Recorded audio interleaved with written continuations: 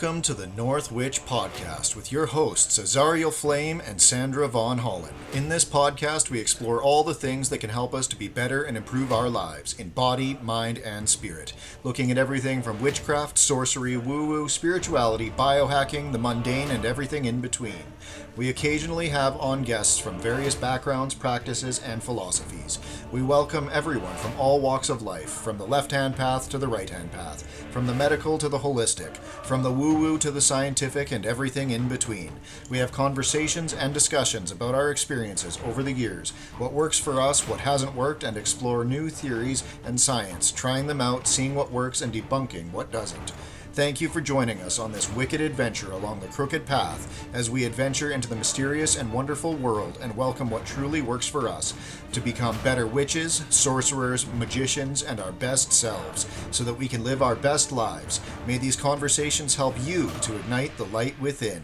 The views expressed by our guests on this podcast do not necessarily reflect the views of us here at Northwich Magic Co. All of the information shared on this podcast is anecdotal and shared for entertainment purposes only, and does not constitute medical or financial advice. Always consult a doctor, physician, or professional in their field before trying any of the things that may be discussed on this channel. Magic and holistic healing should work alongside allopathic care when necessary.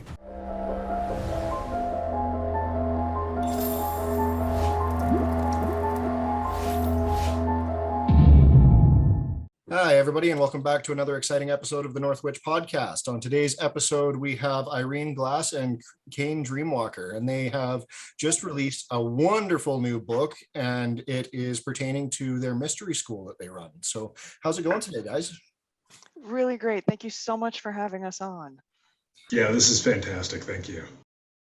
Yeah, it's, I just finished your book today. I was a little bit behind, a little bit delinquent on it, but it was really nicely put together. And I love that you guys put in, a lot of things that, we wouldn't have seen in, the Buckland days or the Cunningham days and stuff that really tie things together. Like one of the things that really stood out to me was having, journeying and spirit flight and, training people to actually practice not only in this world, but in the other. So it was really, really cool. So what kind of inspired you guys to do this and put it together in, such a useful and tangible way? The entire school and its existence was the result of sort of a mystical experience. I'm a practitioner of the Norse form of divination known as Seidr, and I was in a Seidr ritual, and we were doing a ritual with the Norns, who are a little bit like the Greek fates. So they are one for the past and one for the present and one for the future. And I'd asked the Norn of the future, what should I do? And the answer I got was, keep teaching, make them like you. And so I sat with that, because it's a Norn, right? So they speak in riddles and in incomplete thoughts or things where there's a lot of different possible interpretations. And so I spent a while thinking about, well, okay, if I was going to make a witch like me on purpose, what would that even look like? And that kind of informed the way the school began, because I thought about, all right, what are my skills? What are the things I do really well? I do a lot of spirit healing. I do a lot of work in the other, and I learned those skills fairly late. So the thought was, okay, if I wasn't going to take 20 years to get here, what if I tried to do it in 4? Then could I build those skills in earlier? And Caine is in the band Kindred Crow with me. We're, basically siblings at this point. And I was talking about all of my plans for the school. And I know advanced sort of spirit work, journey work. Caine knows the beginning stuff that you can learn from, the sort of the beginning spirit books. I was like, oh, I'll jump in and help teach that. Absolutely. So the school is a synthesis of our 2 skill sets, but it's been reordered in like, this is the order I wish I had learned things in. If I hadn't taken multiple decades to get where I am right now, like, this is how I wish I'd been taught this material. I think like most witches in their 40s and up, I am a patchwork of different books and training courses and opportunities to study with people. And it's like this ridiculous salad bar of witchcraft. And I think with the Blackfeather Mystery School system, we're trying to bring it into some sort of cohesive narrative. We're like, let's take all of this and make it useful and all relevant. You definitely did that. You definitely started, like, let's go way back at the beginning. So, although I kind of like the patchwork way, I kind of like that. Well, and I think everybody still should, right? Like, I love going to festivals and conferences and presenting and going to other people's stuff. I tell my own students this: don't just study with Caine and I, study with multiple people. Everyone has so many amazing things to add. Blackfeather Mystery School is witchcraft as Caine and I practice it. You two, of course, are going to have your own takes on that, and all of them are awesome. And really, everybody should be building their own salad bar. This was just my attempt to actually put mine in a narrative. Yeah, one of my biggest breakthroughs happened in a 2-hour lunch that I had with a good friend of ours named Jariel. And he comes from a completely different tradition of like more Appalachian style witchery, right? Which is just like a whole new world compared to what I had come from. So absolutely, like having that opportunity to bring like little nuggets of that into my spiritual practice was huge. And also, just really reinforcing that idea of like grab a little bit of everything from the buffet. Yeah. Absolutely. So cool. I think the other thing where we're really lucky, though, is that we have a school, which means we've gotten to test all of the material in the book. So we'd teach a class, questions would come up. If it was something that wasn't included, I always go back and amend my notes afterwards so that when I teach the material again, it is fuller. And I think that that's one of the good things about the book, is it really is, it's field-tested material with beginner witches who ask questions that those of us who've been at it for a while might forget. I've got a blind spot now, I started doing this when I was 15. I turned 42 next week. I no longer remember what it's actually like to be a beginner witch. I am now too old. So I think it's really important to have people that are kind of blowing holes in your classes, because then you find out where you need to strengthen them. And the books had that experience, which I think is really good. Yeah, you can definitely see that you guys had some really good feedback on it, and that it was definitely distilled down to a very approachable system, very user friendly. And quite honestly, if anybody follows this system, whether they are new or seasoned or whatever, you will get tangible results, because these are, you guys have included things that I would teach to a third-year student. You've included things that I would teach to a first-year student. It is just a well-rounded thing. And the thing that I really loved about it, that is often missed, like I said, in the old Cunningham and Buckland books and whatever, is it wasn't really laid out in a linear order of how everything would need to stack on top of each other in order for those skills to work. You kind of had to still figure it out, test it, see how things would work. And you guys really made it so, every single skill you're teaching builds onto the next one, and then onto the next one, and then onto the next one. And by the time you get to the end of the book, really realistically, you are a fully functioning witch, and it's a really cool thing to see. So just again, my hat's off to you guys for putting together a system that is, tangible, workable, and will yield results. And there's really no filler at all, which is also, for today's day and age with books being released, they're usually, 80% filler and the rest is thriller. Yours is all thriller and no filler, right? Thank you. I think one of the big goals for Caine and I also was to build a system where you could definitely do your first year or even a little bit more of witchcraft studies and not like metaphysically set yourself on fire. Like, I think most people that I know who are practicing witches, we've all like really fucked up with magic a couple of times. And so some of the Blackfeather thing is like, all right, how do we build a really safe container so that you have sort of a training wheel and a protective system around you until you're ready to not need them anymore? Because I think a lot of people are like, oh, wow, I can manipulate reality a little bit. Allow me to make terrible fucking decisions. It's like the usual trajectory, at least for a couple of things. I'm probably not the only witch in the world that's really fucked up with a love spell once or twice. So thank you. I like the way it stacks. And again, I think a big philosophy around the order of the classes was what skills go in which order. It's part of why there's so much around protection and grounding and stabilizing practices before we get into spirit flight and journeying, because I want people to be able to defend themselves before we toss them off into the other and let them go have an adventure, Yeah. Absolutely. And that is good. And, you know, like you say, you have the training wheels in, so to speak. So, you know, people aren't going to mess up with the, you know, as I call it, the first year love curse, right? Like So real, it so seems real. to be the thing that everybody plays with and messes up first, right? So Yeah. Especially if they're teenagers. Like I was 16 years old. There was no way I wasn't going to make a terrible decision then. Yeah, I don't remember a single high school witch that didn't. Absolutely. It's that moment where you're like, wow, magic is real. Oh no, magic is real.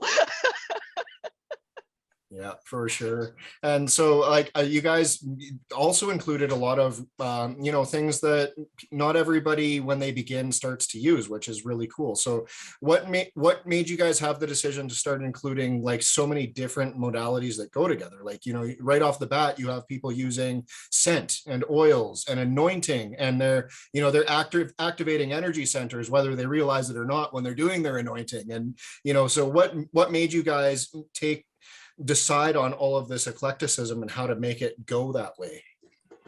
So I know for my part, so I'm a yoga teacher, which means all of my witchcraft is drenched with yoga practice, which means that for me, my own experience of energy and magic is very embodied. So that's extremely tactile, right? It is the ability to feel energy moving in the body. It is the triggering of the senses. And using scent as a trigger, I think, is one of the most profound and powerful things that we can do when it comes to altering state of mind. So I wanted to build that into the school very, very early on, so that when people smell a certain thing, they immediately shift into ritual state of mind, or they shift into study state of mind, you know, because magical study state of mind and ritual state of mind are slightly different things. I wanted to build in a trigger for empowerment, which is part of why we start everybody with like a self-blessing, like I am opening to my power. I'm beginning to unfuck the patriarchy that has infected my shit. Like, we wanted to really have an embodied, a full-blooded experience of witchcraft. I think that a lot of us spend way too much time kind of in our upper chakras, in the like sort of spiritual and cognitive and thinking about things and reading books, and not as much in the lower chakras where we're really doing the work, where we're feeling things move through us, where we're creating change, where we're pressing our wills into the world. And so we wanted to start that really, really early.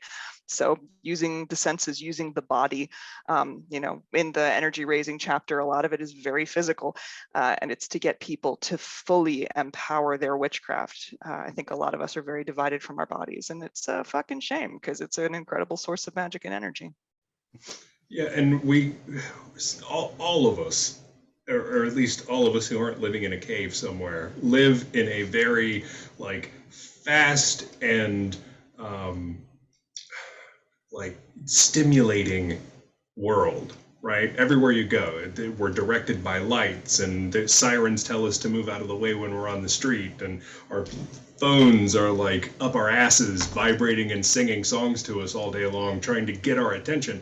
And we live in this world that is constantly pulling us away from ourselves, pulling us away from like our own internal workings. And so we wanted to design a program, we wanted to design an experience that was immersive, something that would get you away from all of the bullshit of the day, which is why in our opening ritual we have that whole like pick up a stone and put all of your bullshit in it and throw it away before you come into class and actually sit down and try to do this work. And then, you know, take a snort of the scents and sing the song and do the dance, and you get to be like in the experience. Finally, we've triggered all of the senses, we've engaged your body, your mind, and your soul, and that's before we even start teaching shit to you. So we really wanted people to be able to train themselves to pull away from everything out here and come back to here, back to themselves and back to the moment, so that they could really like experience what we're trying to show them and share with them, and then have that same skill of coming back to themselves for later on when they're not in the room with us and they're trying to do this work on their own and they're trying to do their own workings. And I think now that you ask about it, one other thought in terms of putting every class within a ritual is just that I'm the president of Frederick Cups, which is a very large Cups chapter in Maryland. I've observed that a lot of pagans that come in are legit uncomfortable in ritual space. Like, I don't know if y'all have experienced the same thing, but basically I'm super comfortable in ritual space, but I think it's just because I've done it so much that part of me is like, you know what, we'll start the journey towards Stockholm Syndrome about ritual now. Let's start that now so that by the time you're a year in ritual space, like, fantastic, I'm in ritual space, I'm comfortable, I know what's going to happen next, I know my power. Like, so many times when I'm leading a large ritual, like if we're doing a big high holiday ritual, there are people who, I mean, they're not going to feel anything if their shoulders are inside their ears, you know? So I think with the school, we really, and now that you mention it, like, oh yeah, that was totally a thing. When we were first designing Magpie, I was like, every class is a ritual, every single one. Well, and that's something, now that you've touched on that I really did appreciate about it, is you guys kind of really conveyed that you need to have that sense of wonder. You need to have that sense of childlike explorative joy in order to make this stuff successful. And, like you say, you host a ritual and all the adults show up and they're uptight as fuck. And, my kids are there and they're dancing around and swinging their brooms and they're having a great time. And my kids are doing the ritual, but you guys aren't really getting anything out of this. So it was really cool to see that you guys, you pushed that right off the bat. And then the other thing, like you said, with getting the senses in, a lot of meditations and stuff, the way they're taught are so two-dimensional. It's, I want you to imagine a tree and then you're walking down a path, and your guys is, and now you can smell the dew in the air and you can feel the dirt under your feet and you feel the wind on your face, and you're including all of the senses, and you're truly taking people on a 3, 4, even 5-dimensional journey, which I think is almost a lost art for how a lot of this is taught. So have you guys noticed that makes a huge difference in the people's immediate success versus, say, these old style 2-dimensional meditations? Oh, definitely. We have one student in Blackfeather Mystery School who is, the term that is used frequently is mind blind, which means they do not see visuals the way many of us do. So if somebody tells me, imagine a cauldron, bam, I see one right in front of me, even the rust on the sides, the pentacle on the front of it, like I can see it. And this student does not have that capacity, but they can imagine, they can visualize the wrong word, sensorize. They can feel things, they can smell things, they can taste things. It's mostly just the visual sense that they don't have access to. So when we design meditations and guided meditations, there's this desire to make it as dense sensorily as possible. And then I think some of it is legitimately, Caine's in my experience is journeying. So when you are someone who takes a lot of spirit flights, sometimes the thing you remember the most is a taste. I remember I went to, within the heathen world, there is a goddess called Freya, and she has a hall called Folkfanger. And I went there and was given an apple, and I took a bite of it.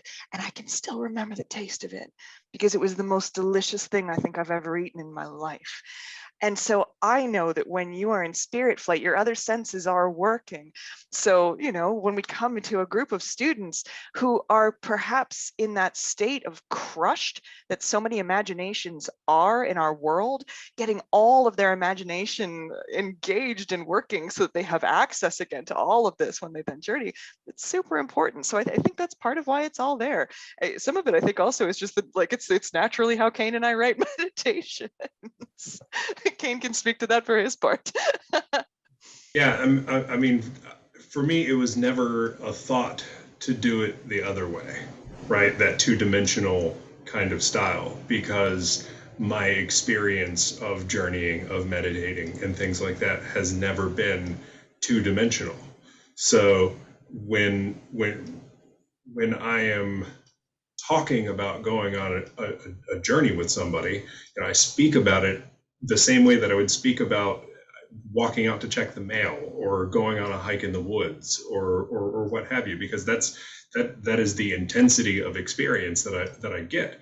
And when I'm telling a story, about checking the mail or what have you, I'm gonna talk about birds that I heard chirping and the smell of the neighbor's dog taking a dump next to me while I'm trying to do something, things like that. And my journeying experience is that kind of vivid. So when I go on a journey and then bring back the experience of that journey and write about it, those are the things that are popping out in my head, of like the crunching, twigs and leaves under my feet, or the wind blowing through my wings as I'm a crow flying off of a cliffside, things like that. And again, it just kind of comes back to like bringing people back, bringing people in, and you really don't get as immersed in just somebody telling you like to just keep seeing something, see a path, see a tree, see a cauldron, see a person stirring. They're telling you information now. Listen to it. Like that's not engaging. People don't even read books for pleasure that are boring like that. Good authors know how to describe things, and describe things in a way that evokes the kinds of emotions and experiences that they're trying to get out of their brain and put into your brain, the reader. So yeah, it was never ever on the table as an option or even a thought in my head to do it any other way than the most genuine and profound experience that I have being given to these other people, the students, and you, the reader. Well, and now That's that you awesome. phrase it like that, I'm also thinking about the fact that, like, with a two-dimensional journey, if you give it to someone who has done a lot of spirit flight, we'll start filling in the blanks, right? So I'm guessing if Zariel or Sandra or Caine or I were doing a journey piece and someone was like, you see a cauldron, we would fill in the scent of smoke and the crackle of flame. Like, we would add that. But I think with people when they're first starting out, they wouldn't necessarily know to, and maybe those parts of their imagination aren't fully formed or strengthened yet, or are still recovering from being kind of suppressed, which is what Western culture tends to do to us. So I think it's really important to have all of those pieces to be like, you can imagine all of this lives inside your head, and then you can take that, and that is your gateway to the other fucking world. Get in there, go. Follow the scent of perfume. Yeah, and just one more very quick point to what you just said, actually, Irene. The you can experience this. I feel like that's a really important nugget there, because again, journeying is real. Spirit flight is real. Leaving your body, traveling to these other planes of existence is real.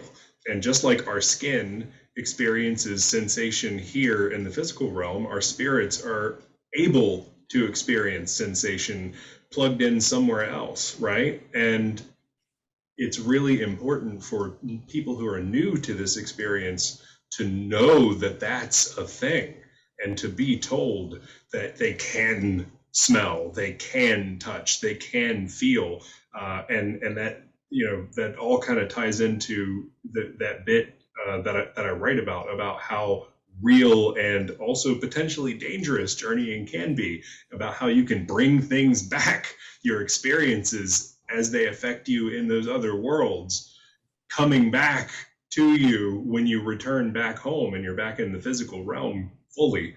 I think that it's really important for beginners to understand that all of those experiences that they're having right there, sitting in the class on their couch, smelling their living room or what have you, are just as valid as the ones that they're going to be having in the spirit realm, and vice versa.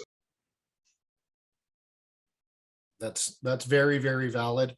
So now that we're onto this, I just kind of realized that, like the average person in their day-to-day life isn't even aware of their five senses in their like normal waking state, like, because everybody is so dumbed down with their attention and with, like you say, our phone up our ass all day and whatever. So now I know that you have some because I read them in the book, but do you have any tips, tricks, or techniques that maybe you could let our viewers or our listeners work with that could maybe help them to build up their five senses in a way that could help them open their six senses?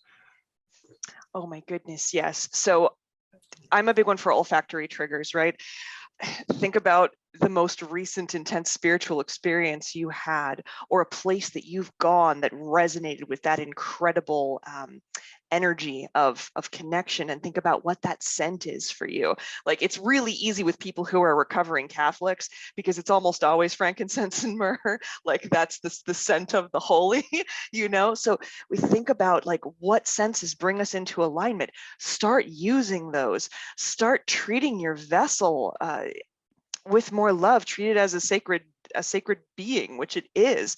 The Blackfeather system starts you right away with building a very specific kind of altar, and it's an altar to you. So we start with a mirror and a self-blessing and an anointing of the self. And the whole idea, I think our world likes to keep us beaten down, at least in the Western world. And historically, especially, people don't like witches. We cause problems. We tend to be the ones leading revolutions and just generally stirring shit. So there's this desire to keep everybody in line, which means suppressing sovereignty. So if we can start building that up again and bringing ourselves into alignment, taking a moment to feel your connection to everything, to anoint the body that carries that connection, and then shield the shit out of it so that no one can fuck with you later. Like, that's a really great way to start. So, you know, it's kind of the foundations of witchcraft, right? Ground and center, shield, align yourself to who you are supposed to be. Our students work with a few different archetypes, and one of the ones that's covered in this book is the empowered witch self. We all have that idea inside of ourselves of who would you be if all you had to do was magic? Who would you be if you were fully sovereign, fully empowered? And aligning to that regularly helps us bring ourselves fully into alignment with it in the real world, or in the fucking consensus reality bullshit hologram horrifying shit show that we all occupy right now. And in other like smaller ways that you can start kind of tinkering with bringing more attention to your five senses, you can obviously mindfulness is big, right? And it's such a simple practice of just like coming here and focusing on your breath, and then expanding that focus outward, right? And then the other thing that that I have done in the past is playing with sensory memory, and literally as just kind of like a mindfulness exercise, trying to recall as vividly as I can what I ate for breakfast that night, trying to remember what it smelled like, trying to remember what it tastes like, trying to remember what it felt like in my mouth, and things like that, and then to go kind of like an even more simplistic and often overlooked step further. Read a damn book. Like, pick up Lord of the Rings, or you know, some whatever your favorite nonfiction is. David Gemmell, you should read David Gemmell.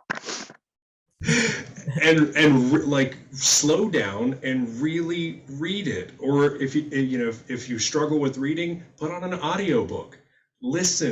Really listen to the things that are being described. And as you're listening to them, give yourself time to like try to plug in and experience whatever senses the author is plucking at in their descriptions. And by being mindful about your own senses, really taking that time, practice. You have to practice journeying, you have to practice ritual, you have to practice everything. And if you want to experience senses more, you have to practice it. And you can do it in little ways, like I just said, with a little bit of mindfulness, you know, tuning into an audiobook or reading a book for pleasure, and really just slowing down the paragraph. Read it again. See if you can get another sense. See if you can get deeper into it. And just give yourself that opportunity to experience senses, because the more that you can experience them here, the more that we can experience them everywhere. Caine brings up a good point. One of the things that we repeat a fair bit in Blackfeather is the phrase, "that which is fed increases." All of this takes repetition. Yeah. You know, I wish there was a shortcut. Like, I would love for my own practice not to require morning meditation and yoga and all of the rest of the things I do to keep myself where I'm supposed to be. I haven't found it. you know, and I've been at it long enough that I suspect maybe it's not a thing that exists. And so we repeat, and that way we're feeding the right part of our connection, you know, as opposed to our connection to the phone up the butt, which is now the theme of this show, is a phone up your ass. Well, it all plays into the phone up the butt. Is just, we're overloaded with things, and we do not take the idle time, like Caine said, to just read the book for fun, just be. Yeah. Where we are in this crazy world right now has taken that from us. It's stolen it, right? We don't give ourselves permission to settle down, have some idle time, take the time. So you really have to be, like Caine said, it's mindfulness. It truly is. You need to be mindful that here we are now. This is what we must do.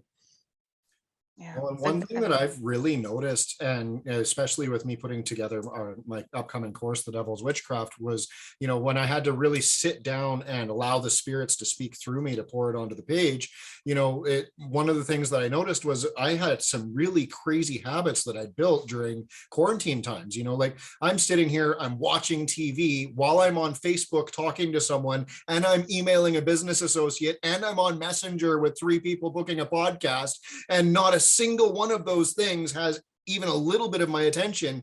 And then, you know, so all of a sudden I had to tone it down to, now I'm only watching TV. When I'm watching TV, the phone goes away or the computer's away or whatever. And then from there, I had to tone it back even more to, I'm just sitting in my living room on my couch. And, you know, like I had to reteach myself how to be mindful enough to get the full-blown gnosis, you know, that you need to put together actual practical work, right?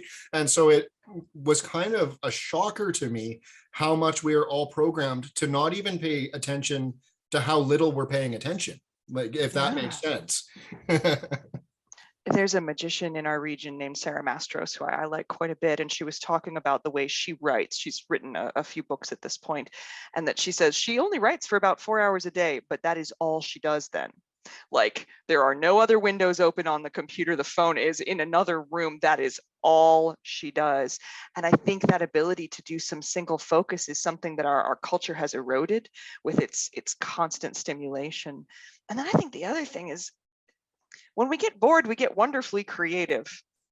And none of us spend enough time doing nothing to get bored now. And that's actually kind of dangerous, right? Like, in the emptiness, what grows? No one's answering that question anymore. And it's a really sad thing.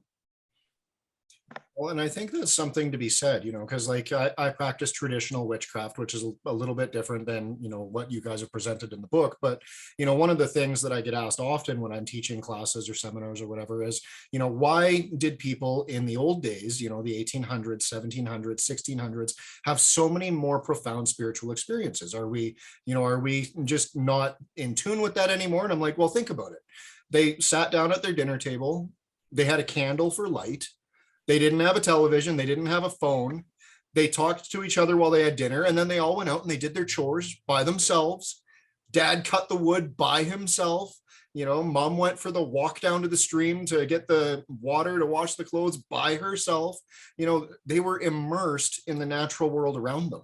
And so this is something that, you know, like you have to force yourself to do nowadays, which is crazy. And so I think it's absolutely wonderful that you guys put that in the book, that, you know, you're forcing people to do this in a way that they don't even realize they're doing it, which is what I really loved about how you guys put this together, because you're literally building in tools that people don't have right now, and they don't even know that they're getting the tools. So it's super, super cool. So how did you guys, was that like a planned thing, or was that kind of by mistake, or, you know, how did it go to get to that where you're like, we're just going to make them do it and they won't even know what's happening?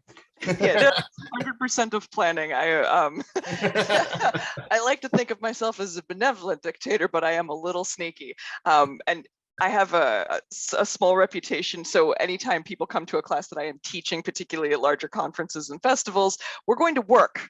You know, don't come to me if you want a lecture only. That's not what we're doing today. This is witchcraft. We do things. So building in skill sets from the moment that they step into the room in our classroom, or the moment they open the first page of the book, I want to be making the most of the time we have. I mean, you make a valid point, right? We're all overstimulated. We don't spend as much single focus time. We're not in spaces that encourage transcendental experience. So if somebody's gifted me an hour of their time, I want to make sure something fucking happens then. You know, I want this to be worthwhile. It's why the book is a bit on the dense side. It's all legitimate material. So it's quite deliberate. When Caine and I sat down to really start designing Blackfeather and begin writing classes, there was a lot of like, okay, how are we going to structure each one? How are we getting people going and moving early on? In the in-person classes, one of the phrases that you'll hear is go ahead and get uncomfortable with each other right now. Like when we're doing partner exercises, like just go through that wall. Because we're actually going to be building some muscles here, which means there's going to be a phase where it feels really fucking weird. That's awesome. Get at it. Get at it. Yeah. What are we waiting for? Like, none of us are getting out of this one alive. Like, just go ahead and do some magic. You might as well enjoy yourself. Magic is fun. Yeah, it was super important to create an experiential curriculum instead of just one where we just taught, just spoke and just tried to like feed the information into people's heads, right? There's a really incredible book called the Blackfoot Physics, and the author's name is failing me, but it's right here. It's right here. F. David Pete, Blackfoot Physics, where this theoretical physicist spends a bunch of time getting to know Native Americans, First Nations people, and talking to them about how they do things, and trying from a perspective of trying to understand how they view the universe, essentially. And one of the things that he talks about in here is their idea on education versus like the Western world's idea of education. And there's a phrase that he talks about called coming to knowing, which is all about learning through experience instead of learning through being taught. And that's a very, very solid, like old world native way to learn. They didn't just sit you down and tell you what plant did what, or how to sing about your ancestors, or how to praise the deer whose life you've just taken to feed the village. Like, you had to experience that shit yourself, and you had to do that yourself. And instead of asking a bunch of questions to your teacher, you were there alongside, working and learning through that experience, coming to knowing how to do things instead of it being like plugged into your brain. And so I very much try to live by that idea when I am teaching things to students, to create a way that I'm really just telling them how to do a thing and then setting them free and stepping back and letting them have the experience so that they can come back to me and tell me what they've done instead of me telling them what it should be. Right. Well, and I think that also brings up the point that if I apply a skill immediately, I'm more likely to remember it and then use it in the future. You know, I need to actually like do this myself. I learn better by doing, and I think the school reflects that both Caine and I are like that. Yeah, that makes sense for sure. So a lot of your techniques, you give a lot of solitary techniques, and then a lot of them are followed up with partner exercises. So being that this is going to be a released book, it made me curious, is Blackfeather going to be available online as well, or is it only an in-person mystery school? Yes, so the plan right now is there is an online version of Magpie Training coming in September. And if people hit blackfeathermystery.com, give me another couple weeks to get it all set up, they should be able to register for it. The next level that's in-person training in Frederick, Maryland is Raven level, which is very advanced witchcraft. So the Magpie book has just come out, but we're actually 3 years ahead of it in terms of making a book takes a while. It's a little bit like being pregnant if you're an elephant. Like, it takes a while. while. So the next in-person training is quite advanced work, but there will be a Magpie online version coming soon, which is great because we've had a waiting list for it for a while. You know, it's tough when you build a system to have the boundaries of geography keep you to one place. Like when we started talking about Magpie and listing it online, I had a ton of friends. I go up and down the coast a lot teaching, just a ton of friends in New England and some down south who were like, oh, fuck, you know, I don't live anywhere near there. So we're really excited to be able to do Magpie level as an exercise that occurs within like linear time as well, where everybody can be together and ask questions and share experiences. And it's also designed so that you can just practice with a friend. You know, I've got a couple of people who are working through it right now and periodically emailing me questions who are working through the buddy system, which means they're able to do all of the, you know, the partnering exercises.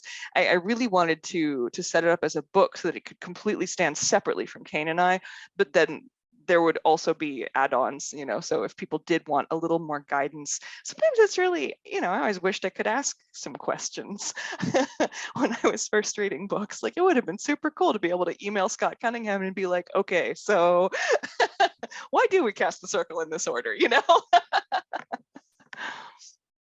Absolutely. And I think that's kind of the thing that we've all benefited with COVID is we've kind of learned that, you know, geographical boundaries don't really exist anymore as we are proving right now, you know, like and it's a really cool thing to see that, you know, it's just making our craft and what we do grow that much more.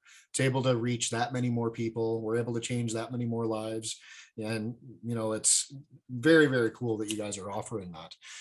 So you guys also, like, it is a very eclectic mix in there. I mean, you've got elements of, you know, shamanic practice, you've got elements of traditional witchcraft, you've got elements of Wicca. So what kind of led you guys to that kind of melting pot idea? Because I mean, I read dozens of these books with this show now, and you guys really put it together really, really well. So, you know, what kind of led you to that amalgamation, so to speak? For my part, it was that charge from the Norn of make them like me. I am an amalgamation. So my background is traditional Wicca. I was part of and taught through a traditional system for years. I was a high priestess. I did the entire thing. And then eventually I strayed and got into weirder shit and picked up additional skill sets and studied with lots of people. And so then looking backwards at all of that and being like, okay, well, what is my practice? All right, then how do I deliberately structure it? Because it is a strange thing to go, all right, well, what kind of a witch are you? You know, because most of us are not just one book. We're not just one system. We're many things. We've picked up so much. I always think of it like, you know how when you walk through the forest, you pick up all sorts of little burrs along your boots and on your coat. Like, I feel like many of us journey through witchcraft like that. And like, oh, I'm going to go to this class. Oh, I got something that sticks right there. Okay, I'm going to read this book. Well, that was really cool. I'm taking that with me. Like, and then we have this coat that's covered with all of these little wonderful seeds. And so when I was structuring, at least in my part of Blackfeather, it was all very much like, okay, so if these are my pieces, how do I make them cohesive? How do I explain the way they interrelate to each other? Because they do for me. So the fact that you were able to pick that up, I'm like, oh, good, I explained myself well. Excellent. I was concerned. Yeah, you definitely got it across very well. It was, oh, you know, lots of people try to do the melting pot eclecticism, and you can tell that they couldn't really relate it, and you guys put it together very, very well that way. I feel like some of that cohesiveness came out of the thought process and conversations around, like, if we could go back and relearn this ourselves, what order would we learn it all in? And the more that we thought about it, and the more that we talked it out and started putting pieces together, you know, this is just kind of what we landed with what made the most sense to us. If we could, like, go back and sit down with our past selves and kind of reteach ourselves, you know, in a way that we wish we had learned. But we joke that Blackfeather's the school we wish we'd gone to. You know, just I wish it had been available in this form. That's why it's set up as a manual, so that if you choose, you can go through and do an entire year's worth of training with it, with homework every week and reflection pieces and exercises. And then, of course, for those of us who are just filling in skill sets, you can also just jump in for the spirit work sections, or maybe hit the apotropaics chapter if you need a little bit of a dust up on that. Like, there are a lot of different ways to approach it. But I think more than anything, Caine and I we were building the school we wish we'd gone to, knowing what we know now about, God, it would have been so cool if I'd known all of this stuff before I had X experience, because then I could have put it on a good frame. I think that was one thing we also we talked about a lot, was wanting to give people like a safe structure to have mystical experiences, because we're one of the only parts of Western culture that talks about and cultivates mystical experiences. Like, it really seems like a lot of the majority religions kind of suppress them in a way, unless they conform to very narrow parameters. But we, of course, encounter gods at the damn laundromat. Like, it happens. We have spirit encounters and these incredible run-ins with the other realm when we're driving or doing extremely normal things. Having a safe system in which to contextualize all of that was also really, really important for us, and something I wish I'd had, when I first started mucking about with witchcraft. Totally fair. So, Ma, you've been a little bit quiet there. So do you have any questions from your, I love your beginner's point of view. Now, right? Mom only well, I love it. Mom only just realized this last year that she's actually really, really, really witchy, and that most of the things that I do professionally, she's done her whole life, and she had no idea that she was doing it. And so now she's like starting as a beginner, but has, but really not. 40 well, yeah, but you got witch blood, so you're only slightly a beginner. I didn't know we needed labels. We just do stuff, right? We just do stuff. I never had labels ever. We just do stuff. But I really like you said, this is just the beginning, and it's safe, and it's really quite attractive to so many. I know from my beginner perspective, it's like, it was very well laid out, very easy to understand. You didn't throw out a lot of lingo that's like, what the fuck is that? Like, I didn't like it. Just made sense. It was a nice, I don't know how you say it. It was a nice immersion into it with no fluff, just real. Like, it was very good. And like I said, I have to admit, I didn't finish it yet. I have it on the side here, and I keep scrolling it. And I said to Azariel, it was definitely one that we need to do it as a workbook together. With my daughter and stuff too. So I totally think we'll get, like, it's just there. That's what you want to do with it. So brilliantly written, brilliantly laid out, and it's good stuff. Oh, thank you. I do have to throw some credit to our test readers. So I specifically had some non-witches read the book to catch my language. Egregore is a normal word for me, and I have to appreciate the fact that perhaps it's not for the rest of the world. My sister is not a witch and was one of the readers of the book, and alerted me to the fact that the word working, as it is used in witchcraft to describe a spell or ritual, that's a verb for everybody else. So it's like, what's a working? Why are you putting it like that? Don't you mean go to work? I don't understand. So that was a really big help. I think test readers and students are an incredible credit when you're trying to create something for wider use. That's awesome that you use that, because that definitely comes through. Because with doing these podcasts, we've been studying and reading and doing so many things, and so much of it, I'm like, Sarah, what are they even saying? I don't even know what they're saying. So this was lovely to. Oh, I'm so glad. You could actually get through it and not. I don't know. I get lost in the lingo sometimes, and I don't even want to know what you're saying anymore. You can. This was not. Absolutely. I think that some people worry about sounding authoritative, and then we'll use like 20-point vocabulary words to back up that insecurity, as opposed to just explaining things. I am Southern. Like, we speak pretty directly. And there needs to be I always love the analogy that if you can't explain it so that a 6-year-old would understand, you don't actually know the material. So I try Okay. not to fluff my classes. I actually want you to have skills at the end of this, which means I need you to understand the very complex and sometimes rather detail-oriented system that is witchcraft. But it all can be broken down and explained really clearly. You know, my favorite teachers are all ones that are like, all right, bitches, here's what we're doing today. We're going to connect the elemental fire, strap your shit in. Like, I love that shit. That's my favorite. So, so I the get book it. We're paying is attention. phrased We're that in. way. We're good. Yeah, exactly. Totally. And I hate to say this, but I also feel like people on the, and not all of them, let me put that out there, not all people on the opposite end of Irene and my spectrum. I feel like there are some people out there who use that as a means of gatekeeping, and who use, you know, the lingo, as you said, and who use this kind of elevated persona as a way to really just kind of like make themselves feel better, you know.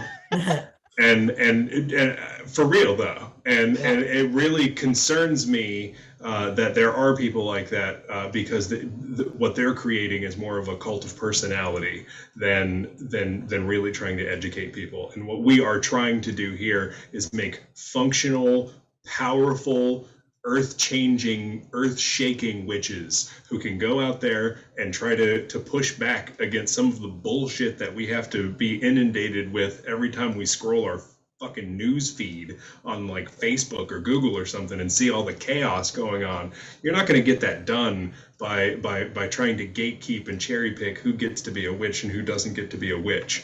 We need all the witches we can get. We need all the healers we can get. And Irene and I are doing everything that we can to make this material as accessible as we can possibly make it, so that anybody can pick it up and anybody can learn the skills and start doing better and being better. You totally nailed it. And it is totally, it was so refreshing reading it, going, I get this, totally get this. Yeah, you guys totally nailed it. It's brilliant. Thank you. I think it's part of why we have supplementary material on the Blackfeather website as well, so that you can download the guided meditations and listen to them. If sitting and reading your way through one isn't a good fit for you, you can download the entire thing for free, and then you've got all the supplemental material. Like, we've tried to make this as user-friendly as possible. Like Caine said, you know, I think we're trying to raise an army just a little bit. I quite enjoy the work of author Orion Foxwood, and he's got this great saying, which is, when the world needs witches, she makes witches. And there's a reason there are so fucking many of us right now. So I think our goal is just to get everybody trained up, strong, empowered, protected, so that they can go out and fight the good fight. Well, and I really like that you know, protection is so huge, right? It's like I said, like as Ariel told you about me, I didn't know that. I just do what I do.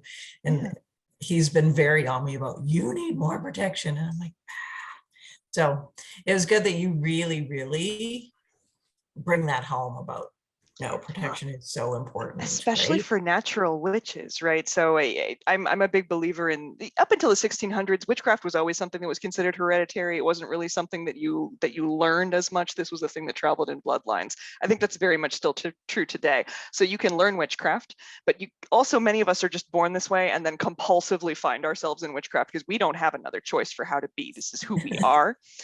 But I think for it's just like, you just do this shit. It's just, yeah. But when you are a witch, it means that you glow pretty bright, usually. It means that good things are attracted to you, and also highly fucking problematic things. So starting out with protection is really important. Starting out with shielding is important. Starting out with cleansing practices and knowing yourself. It's really vital, just because the stronger you become, the brighter you shine, the more things are drawn to you. And again, you can welcome in the good stuff, but you have to have some sort of a repellent system for deflecting the bullshit, because there's a lot out there. And it doesn't mean that I don't want to make the world sound malicious, but there are people with very low energy in this world that will latch onto a bright person and suck them dry, not because they're trying to harm them, but because they don't know any better, you know. And then on top of that, we have the cultural miasma. We're all living through a, what is the curse? A very interesting historical period. Like, it's really interesting right now. And the collective stress and fear that we all live in and around from the human minds around us is extraordinary. Most witches are naturally quite psychic. You're going to pick that shit up. And we have to have a way to shut it off. Otherwise we're not as functional as magical practitioners, and we got to be tough for what's coming next. Yeah. I can totally agree with that on all points. Well, I mean, you're about to start a 13-month course. Like, yeah, get it. Let's get these kids trained up, right? Well, that's kind of why I started doing this, and why we have the podcast now, and why we are now in a period of time where it's sink or swim, man, and we need to teach a lot more people how to fucking swim. Yes, exactly. Is what it is. And the thing is I think the only thing that's going to get us out of this shitstorm is going back to the old ways, going back to our skills, learning how to change things in our worlds through spirit flight and spellcraft, and learning how to push back against whatever's pushing at us, right? That there are things that go bump in the night, and sometimes you need to know how to bump back. Exactly. Well, and magic is a form of agency, and it specifically it's used by people when we don't have other kinds of agency. I think many of us are feeling extremely powerless in terms of how the greater game is played on a political level. So having a way to claim agency against that, it's really important, So yeah, absolutely, right? Your congressman, make angry phone calls, but also hex a bitch if you have to. Like, just get out there. I love that. That's it's my new t-shirt, hex a bitch if you have to. I was actually just picturing that, us making the shirts that say that. That sounds funny. If you see me wearing a shirt like that in another podcast, know that I got the idea from you. I'm gonna be so happy. I'll be thrilled. I will order a shirt. We need to make those on Monday. All right. So now you guys have this amazing book. When is it coming out? When can people get it? What are the logistical sides of this? So the book is actually out right now. It was released on May 23rd. It is finally in physical form. I'm on Zoom, so this is mirrored, but it's very pretty. It smells like a real book and tastes like a real book. Put it up again. I want to see more. Yeah, sure. Yeah, it's really pretty. That is beautiful. Yeah, one of my friends was like, it is appropriately goth for your aesthetics. So it is appropriately goth. Love it. No, it came out great. It is available on all of your major booksellers. Retailers can pick it up through Ingram. They're the sort of the bulk retailer. But yeah, it's on Amazon and Barnes and Noble and Apple Books and all of the usual suspects, I guess we would say. I need one because I need to highlight it. Yes, absolutely. No, it was a little bit of so y'all, I did something so fucking stupid. We released a book during Mercury retrograde. I don't fucking do that. Don't ever. Please learn from my mistakes. We didn't actually have physical books at the book release party, although we ordered them well in time. Oh dear. It's okay. It's over now. The book existed. It's real. But it was a bit of a clusterfuck for a little while. So yeah, it's also bookshop.org, I think, supports small independent booksellers, so that one's available. And yes, now you can get a copy. It is not being held up by Mercury in reverse cowgirl or whatever. Awesome. That's great. Do not do these things during this time. We are witches. Being so arrogant. I was doing, I think some of it's system preference. I prefer numerology to astrology. And I was like, oh, that's a really good number day. We're going to go with that day. That was a dumb fucking choice. I should have checked. I know better. So also, if you're a witch in your 40s and you've recently fucked up something magical, solidarity. It happens to all of us. And there happens to be a training book that's out and available now that might teach you how to fix it. Yes, indeed. At the very least, I can help you recover. I'm really good at that. Well, this has been fantastic having you guys on here today. So if people want to sign up, just go to, was it blackfeathermysteryschool.com? It's just blackfeathermystery.com. We are on Instagram at Blackfeather Mystery. We're on the Book of Face. Caine and I are also both very easy to find by virtue of the fact that we have somewhat unusual names. So if you want to talk to either one of us, we're both on social media and pretty easy to track down. My name is Irene Glasse. There, I think, is only maybe one or two others, and they are in their 70s. So I just checked, you pop up pretty darn easy. exactly. Right. Irene as a first name has not been popular since I think the early 1900s. So there's not a lot of competition for the name at this point in time. So feel free to track us down. We'd love to hear from you. And thank you so much, both of you, for having us on your show. This was a delight. Thank you for letting us talk about our book and our school. It was great. It was absolutely great. And you guys are doing great work. And thank you. I love it. I'm a fan. Yay! Yeah, this is fantastic, and I look forward to sitting down to talk about our second book. Awesome. We would love that. Absolutely. I look forward to reading it. Yes. Yeah, because then we get into the intermediate, which is way more fun. Well, and I know that we practice a lot of things really similar just by the way that you laid out your book. So I'm super excited to read number 2. Awesome. And I'll be better at homework and will time you better, so I actually do my homework and read it all beforehand. You do you. I'll try. It's all good. You guys got a lot going on. I'm thank you so much for holding space for Caine and I. I'm really grateful. Well, and by then fabulous. maybe we can get you so that you finished the first book, like actually practicing it, and then we can. Right? Well, that'd be amazing. So that I don't just close it out and then we're done. No, I want the actual physical book, highlight and things. I like that. It works better for me. No, I'm with you. My books are all dog-eared and have like notes in the margins and stuff. I'm a little bit of a dinosaur. I still like my physical books. Like I'm a big fan. They have the smell. They have the, like Caine was saying, thing. You gotta have the smells and it just works better for me.